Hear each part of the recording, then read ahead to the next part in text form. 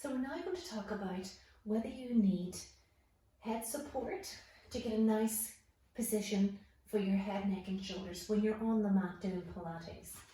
So what I would say initially to you is bring yourself down to the mat, and then I want you just to notice, how does the rib cage feel? Does it feel balanced on the mat?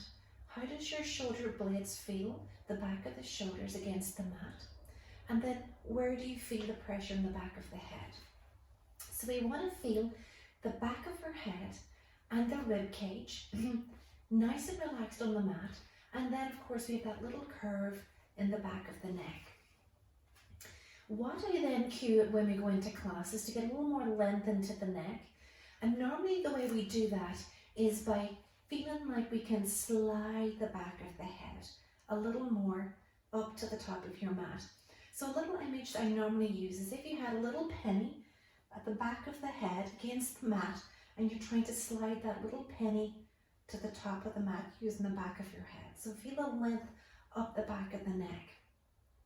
Now, when we do that, there's two things that normally I see in class.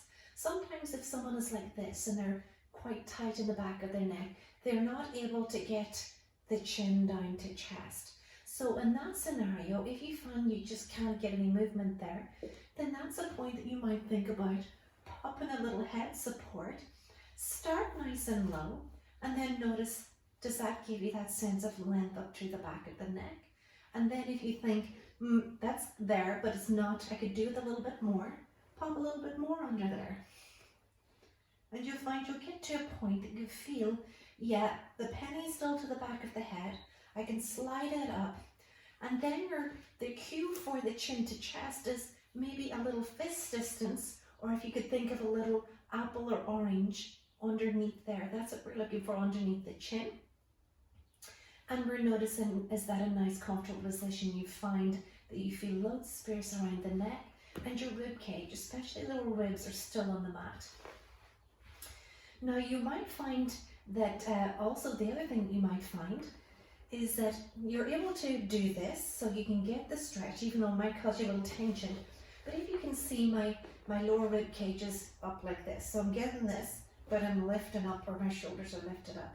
So we don't want that either. So you can either, at this point here, I'd suggest if you can't feel your rib cage against the mat, or if your shoulders are lifted, again, try putting a little support onto the head, just so you can see, can you get the rib cage soft down? Can you feel the balance on the shoulders? Can you get that little length into the back of the neck, that little apple distance underneath, and then you can drop the shoulders into the floor. Then take a few deep breaths here.